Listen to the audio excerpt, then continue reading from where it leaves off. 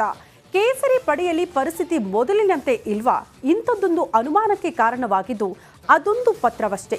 High command ಹೊಸ್ತಿಲಿಗೆ ತಲುಪಿರೋ ಆ ಲೆಟರ್ನಲ್ಲಿ ಏನಿದೆ? ಕೇಂದ್ರ ನಾಯಕರಿಗೆ ಸುದ್ದಿ ಮುಟ್ಟಿಸಿರೋ ರಾಜ್ಯದ ನಾಯಕ ಯಾರು ಅನ್ನೋ ಪ್ರಶ್ನೆಗೆ ಉತ್ತರ ಇಲ್ಲಿದೆ ನೋಡಿ.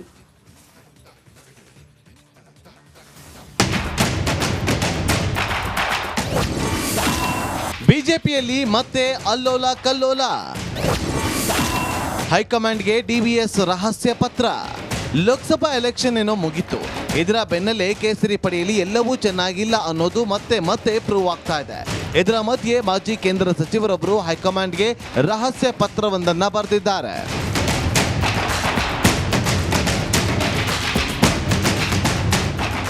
ಹೌದು, ರಾಜ್ಯ ಬಿಜೆಪಿಯಲ್ಲಿ ವಾತಾವರಣ ಹದಗೆಟ್ಟ ಸುದ್ದಿ ಹೈಕಮಾಂಡ್ ಹೊಸ್ತಿಲಿಗೆ ತಲುಪಿದೆ. ಪಾರ್ಟಿಯಲ್ಲಿ ನಡೆಯುತ್ತಿರುವ ಮುಸುಕಿನ ಗುದ್ದಾಟದ ಬಗ್ಗೆ ಮಾಜಿ ಕೇಂದ್ರ ಸಚಿವ ಡಿ.ವಿ. ಸದಾನಂದಗೌಡರು ರಹಸ್ಯ ಪತ್ರವೊಂದನ್ನು ಬರೆದಿದ್ದಾರೆ.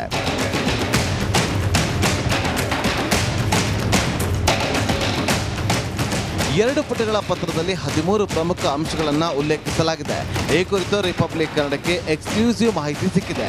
ಅಸಲಿಗೆ ಪತ್ರದಲ್ಲಿ ಏನಿದೆ ಅಂತ ನೋಡೋದಾದ್ರೆ, ಲೋಕಸಮರದ ಬಳಿಕ ಪಕ್ಷ ಸಂಘಟನೆ ನೆಲಕಚ್ಚುತ್ತಿದೆ. ರಾಜ್ಯಾಧ್ಯಕ್ಷರ ಆಪ್ತರಿಗೆ ಮಾತ್ರ ಪಕ್ಷದಲ್ಲಿ ಮಣೆ ಹಾಕುತ್ತಿರುವ ಆರೋಪ ಮಾಡಲಾಗಿದೆ. ಪಕ್ಷದ ಕಾರ್ಯಕರ್ತರನ್ನ ವಿಶ್ವಾಸಕ್ಕೆ ತೆಗೆದುಕೊಳ್ಳುತ್ತಿಲ್ಲ. ಜೊತೆಗೆ ಪಕ್ಷ ವಿರೋಧಿ ಚಟುವಟಿಕೆಗಳ ವಿರುದ್ಧ ಕಠಿಣ ಕ್ರಮವಿಲ್ಲ. ಬಿಜೆಪಿಯಲ್ಲಿ ಪಕ್ಷ ವಿರೋಧಿಗಳಿಗೆ ಶರಣು ಹೋಗುವ ಸ್ಥಿತಿ ಇದೆ. ಸರ್ಕಾರದ ವಿರುದ್ಧ ಶಿಸ್ತಿನಿಂದ ಹೋರಾಟ ನಡೆಯುತ್ತಿಲ್ಲ. ರಾಜ್ಯ ಸರ್ಕಾರದ ವಿರುದ್ಧ ತಿರುಗಿ ಬೀಳದೆ ಹೊಂದಾಣಿಕೆ ಮಾಡಿಕೊಳ್ಳಲಾಗ್ತಾ ಇದೆ. ಅಧ್ಯಯನ ಇಲ್ಲದೆ ಸದನದಲ್ಲಿ ಭಾಗಿಯಾಗುವ ಸಂಪ್ರದಾಯ ಹೆಚ್ಚಾಗಿದೆ. ಆರ್ಎಸ್ಎಸ್ನವರು ಬಿಜೆಪಿ ಪಕ್ಷದಿಂದ ವಿಮುಖರಾಗ್ತಾ ಇದ್ದಾರೆ.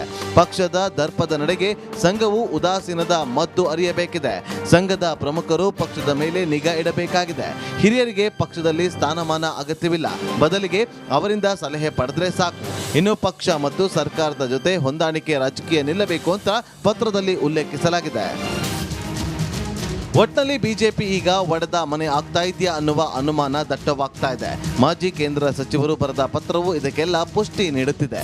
ರಾಜ್ಯದಲ್ಲಿ ನಡೆಯುತ್ತಿರುವ ಮುಸುಕಿನ ಗುದ್ದಾಟಕ್ಕೆ ಹೈಕಮಾಂಡ್ ಯಾವ ರೀತಿ ಮದ್ದು ಅರಿಯುತ್ತೋ ಕಾದು ನೋಡಬೇಕಿದೆ. Bureau report, republic Kannada.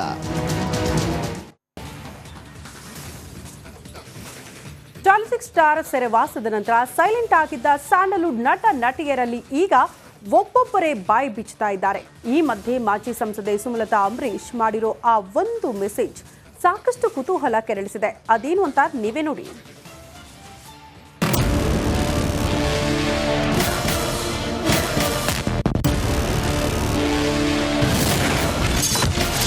Darshan ಪರವಾಗಿ ಹಾಕಿದ್ರ ಮಾರ್ಮಿಕ ಪೋಸ್ಟ್.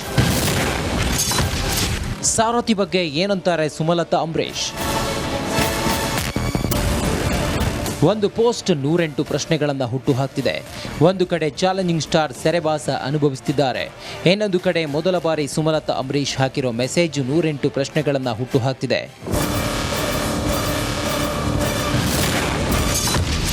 ಗೌಡ್ತಿ ಟ್ವೀಟ್ನಲ್ಲಿ ಏನಿದೆ? ಶ್ರೀಕೃಷ್ಣನ ಪ್ರಕಾರ ಎಲ್ಲವೂ ಸರಿಯಾಗಿ ನಡೆಯುವ ಮುನ್ನ ಬಹಳಷ್ಟು ತಪ್ಪುಗಳು ಆಗುತ್ತವೆ. ನಂಬಿಕೆ ಹೊಂದಿರಬೇಕು ಅಷ್ಟೇ.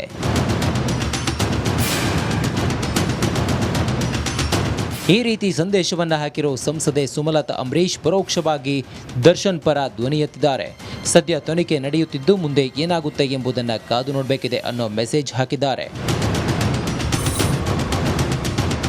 ಒಟ್ನಲ್ಲಿ ಎಷ್ಟು ದಿನ ಸೈಲೆಂಟ್ ಆಗಿದ್ದ ಸುಮಲತಾ ಅಂಬರೀಶ್ ಈಗ ಧ್ವನಿ ಎತ್ತಿದ್ದಾರೆ. ಆ ಮೂಲಕ ಸೋಷಿಯಲ್ ಮೀಡಿಯಾದಲ್ಲಿ ಸಖತ್ ಚರ್ಚೆ ಹುಟ್ಟುಹಾಕಿದ್ದಾರೆ. ಇದಕ್ಕೆ ದಚ್ಚು ಫ್ಯಾನ್ಸ್ ಯಾವ ರೀತಿ ಪ್ರತಿಕ್ರಿಯೆ ನೀಡ್ತಾರೆ ಅನ್ನೋದನ್ನು ಕಾದು ನೋಡಬೇಕಿದೆ.